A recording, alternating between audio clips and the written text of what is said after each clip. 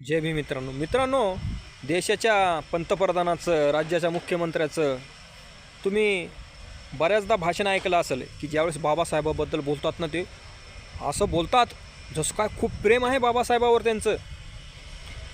संविधानावर बोलताना असं दाखवतात की हे संविधानाचे भयानक हे आहेत, रक्षण करणारे, रक्षणकर्ते आहेत, यांच्यासारखं रक्षण कोणीच करू शकत नाही असं बोलतात.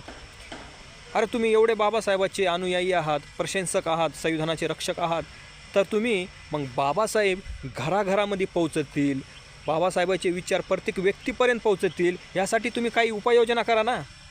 सत्ता आहे तुमच्याकडे देशाची, सगळं काय करू शकता तुम्ही जे म्हटलं ते करू शकता तुम्ही.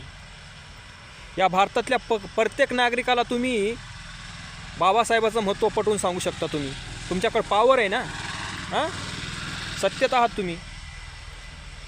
करा सगळ्या देशामध्ये शालेय अभ्यासक्रमामध्ये करा लागू. बाबासाहेबाचं एक स्पेशल सब्जेक्ट ठेवा, संविधानाबद्दल माहिती द्या, बाबासाहेबाच्या जीवनाबद्दल माहिती द्या विद्यार्थ्यांना. हां, आम्ही तुम्हाला आहे ना, तुमच्या 7 पिढ्याला आहे ना आम्ही वंदन करू. करा एवढं तुम्ही.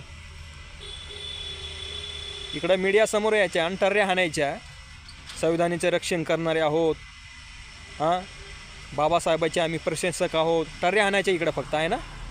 वा रे वा, मनोवादी तुमची प्रवृत्ती, गमिनी काव्याचे. अरे एवढा तुमच्याकडं पॉवर आहे ना, करून दाखवा एवढं. अरे तुम्हाला खरं आम्ही माणूस सल्यूट करू, रोज उठता बसता. बस भापारे करू कोणी इकडचे. जय भीम, नमो बुद्धाय मित्रांनो.